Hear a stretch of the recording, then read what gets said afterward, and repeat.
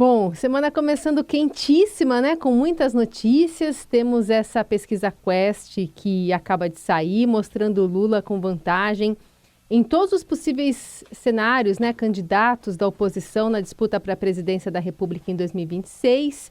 Ele tem vantagem em 6 cenários, então se as eleições fossem hoje, o presidente ganharia do governador de São Paulo, Tarcísio de Freitas, do cantor Gustavo Lima, de Pablo Marçal, de Eduardo Bolsonaro, do governador de Minas, Romeu Zema, e do governador de Goiás, Ronaldo Caiado. Quem aparece mais ou menos aí nessa pesquisa é o nome de... É o Tarcísio. É o Tarcísio Gomes de Freitas. O Tarcísio aparece, governador de São Paulo, do Republicanos, aparece com 13%.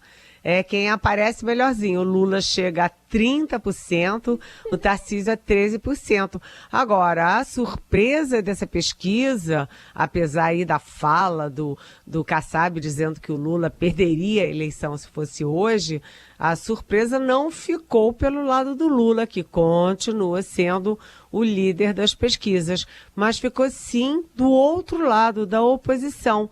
Porque eu achei muito curioso o Tarcísio Gomes de Freitas ter 13% e o cantor Gustavo Lima, que não é político, não é nada, em que inventou a candidatura, a própria candidatura, aparece bem pertinho dele, com 12%, e o ex-coach, o Pablo Marçal, né, com 11%. Então, Tarcísio está embolado. Imagina só, o governador de São Paulo, com toda a visibilidade, com todo o prestígio, etc., está embolado com Gustavo Lima e Pablo Marçal. Efeito internet. Agora, gente, também tem uma outra curiosidade, que isso ninguém consegue explicar direito, que é o Ciro Gomes, do PDT, que ficou com 9% e fica à frente dos governadores, né? O governador, não do Tarcísio, mas fica à frente do governador Zema, que é um dos 3 grandes estados do país, Romeu Zema, que é de Minas Gerais, e do Ronaldo Caiado, de Goiás, que está em plena campanha. Tanto Zema quanto Caiado tiveram... Acho que perdemos a conexão, né, com Eliane Cantanhede, que está falando dessa pesquisa Quest que saiu agora, né, colocando esse cenário desafiador para o presidente Lula, quando a gente está falando, né, de nomes muito conhecidos, né, como o do Gustavo Lima, cantor, que tem uma grande aceitação, né, dentro do mundo da música, é muito conhecido. Importante, né? Ajuda também. O índice de rejeição de algumas lideranças políticas, né? Por exemplo, o Bolsonaro, que deve ser julgado por golpe de Estado, por tentativa de golpe de Estado esse ano, e que está inelegível, tem uma rejeição de 53%. E o Lula, apesar de estar favorito na disputa presidencial, ele aparece com uma rejeição de 49%. E no campo do governo, o Fernando Haddad marcou o maior índice de rejeição, com 55%, mais do que o próprio Bolsonaro. Mas, atenção, na oposição, o filho 03 do Bolsonaro, que de vez em quando é falado como eventual substituto do Bolsonaro, o Eduardo Bolsonaro tem 56% de rejeição. Ou seja, as rejeições são altíssimas. Lula com 49%, repito, Bolsonaro com 53%, Fernando Haddad com 55% e Eduardo Bolsonaro com 56% de rejeição. O povo não está gostando muito dos políticos não, né, gente? Pois é. Sabe que antes de mudar de assunto, só vou confessar uma ignorância minha aqui, Helene, porque eu não conheço nada do Gustavo Lima, não sei se vocês conhecem. Eu fui pesquisar umas músicas dele aqui, ó. Nossa, o Nelson tá firme aí. Eu tô vendo uma que chama Ficha Limpa aqui. Tem outra que chama Bloqueado. Tem outra que chama Termina Comigo Antes. Que música é essa, Carol, que tá tocando? Essa é a Fala Mal de Mim. Fala Mal de Mim. Acho que numa campanha eleitoral é o que mais acontece, hein? A Carol, que é nossa especialista em música, né, Raíssa? Já deixei aqui, sabe fala tudo. De mim, eu nunca tinha ouvido falar nesse Gustavo Lima, sinceramente. Ele tá pelos rádios aí, viu? No background aí Tá certo. Pode esperar que na campanha vai rolar isso. Falam mal de todo mundo na campanha. Mas vamos falar aqui sobre os dois presidentes eleitos no sábado, da Câmara e do Senado. Daqui a pouquinho, está na agenda do presidente Lula, né, Eliane? Hugo Motta e Davi Alcolumbre. Como é que deve ser esse primeiro contato? O que dá para esperar disso?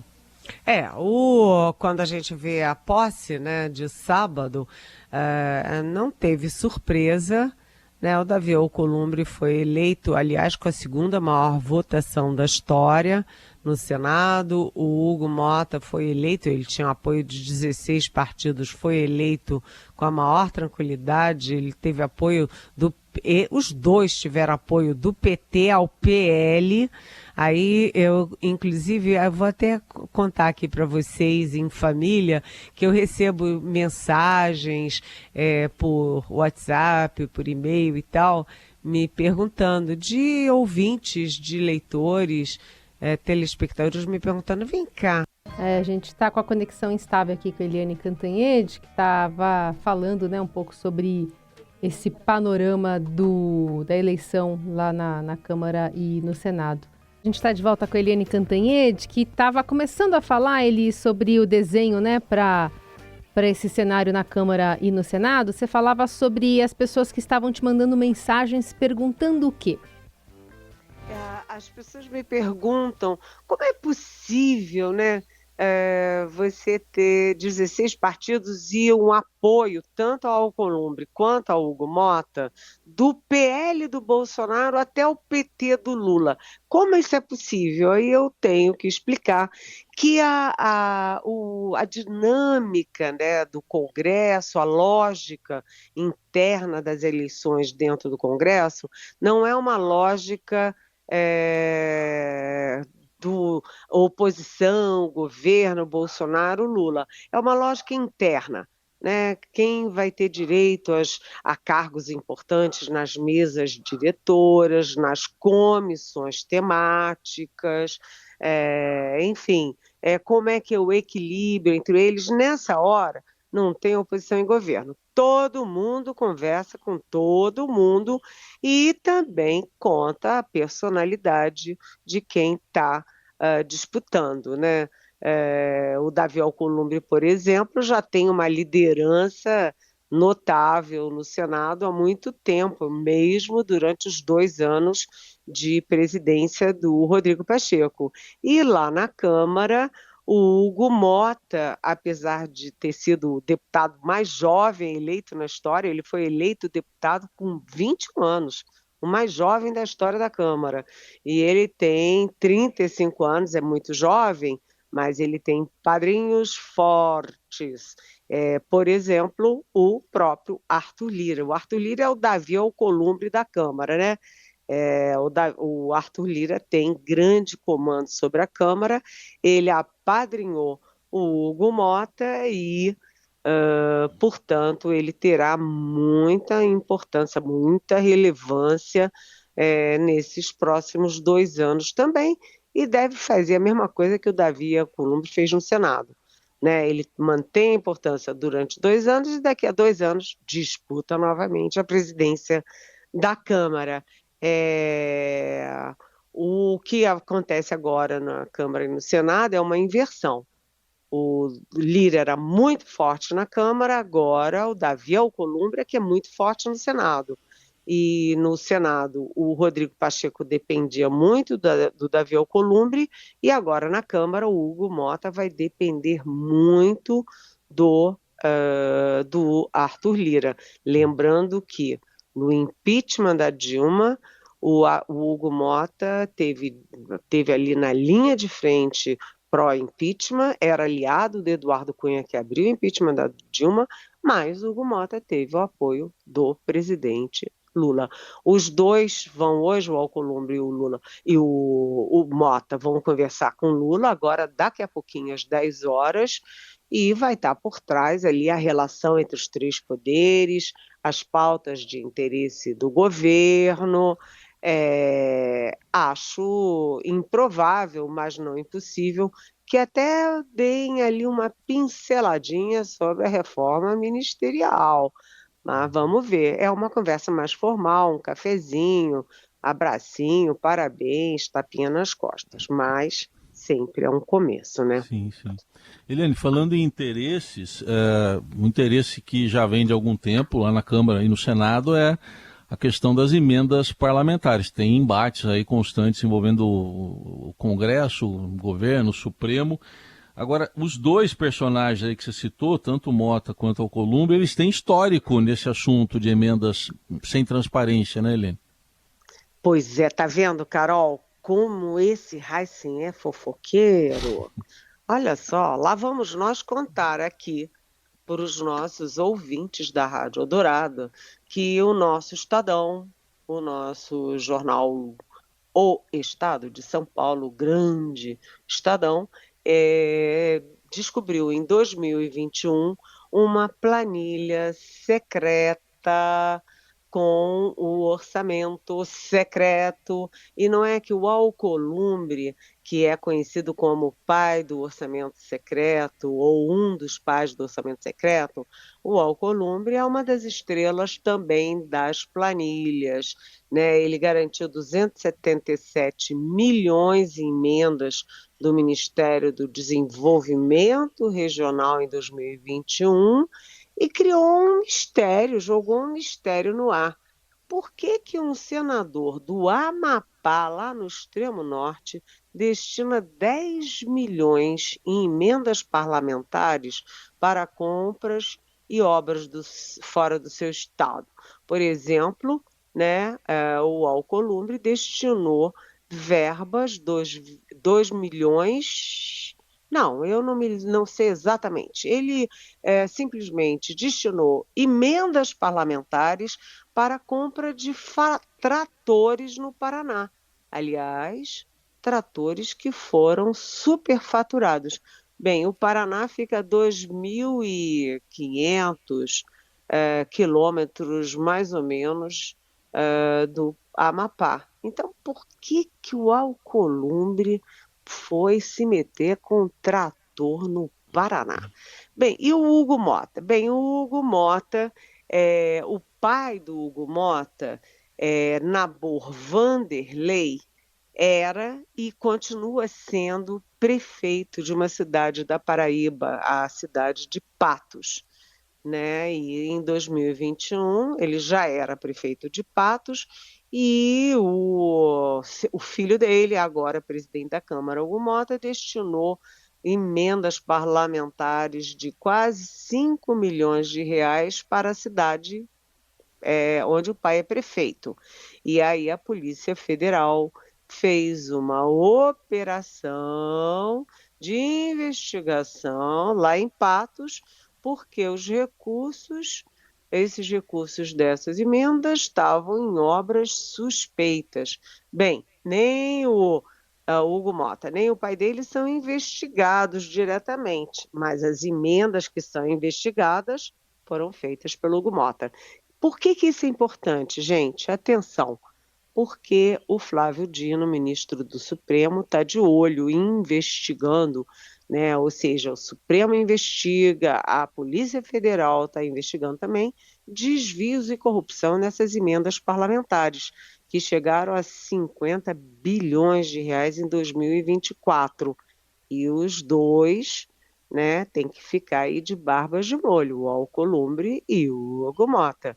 Então, aquelas pataquadas todas de reduzir mandato de ministro do Supremo, de facilitar impeachment do ministro Supremo e de criar até condições para a Câmara e o Senado derrubarem decisões do Supremo, cá para nós, isso tende a ficar engavetado. Mas Câmara e Senado vão continuar brigando pela existência de emendas bem robustas e bem abastecidas com dinheiro público. Bom, Eliane, e também nesse dia simbólico, né? Segunda-feira, início dos trabalhos com a sessão de abertura do ano no Supremo Tribunal Federal. Os julgamentos presenciais mesmo, só quarta, né? Quarta e quinta começam, mas hoje você vai ter às 2 horas da tarde a sessão inaugural do ano do Judiciário no Supremo Tribunal Federal, com a presença do presidente Lula, de boa parte dos ministros do governo e também os novos presidentes da Câmara e do Senado. Todo mundo lá às 2 horas. E depois, às 4 horas da tarde, vai ter a abertura do ano legislativo lá no Congresso Nacional, uma sessão conjunta Câmara e Senado, e o presidente Lula envia, via o chefe da Casa Civil, o ministro Rui Costa, a sua mensagem para o ano legislativo. Essa mensagem, como é que funciona? Enfim, fazendo um balanço, evidentemente, um balanço muito positivo e tal, muito simpático para tudo que foi feito pelo governo em 2024 e também projetando os planos do governo, as ações do governo para 2025. E isso embute, claro, os projetos, as medidas de interesse do governo que vão passar pela Câmara e pelo Senado. E aí eu destaco uma que está muito atrasado, que é a regulamentação, a segunda regulamentação da reforma tributária, que foi aprovada em 2023 e não foi concluída, a regulamentação não foi concluída em 2024, né? E, além de tudo, Câmara e Senado estão devendo algo ao povo brasileiro, a aprovação do orçamento de 2025. Agora, cá para nós, gente, aquelas pautas de costume, negócio de aborto, de droga, não sei o quê, não estão na prioridade nem de Alcolumbre, nem de Hugo Mota. E a grande questão e a questão da anistia? O PL apoiou os dois presidentes e briga pela anistia do 8 de janeiro, dos criminosos de 8 de janeiro, na verdade pensando em anistia para o Jair Bolsonaro. E o PT e o Lula, obviamente, não querem nem ouvir falar em anistia para esses criminosos. Então, depois da união de todo mundo a favor dos dois presidentes, agora vem o dia a dia, agora vem a gestão, né, o dia a dia da política na Câmara e no Senado. Aí o pau volta a quebrar.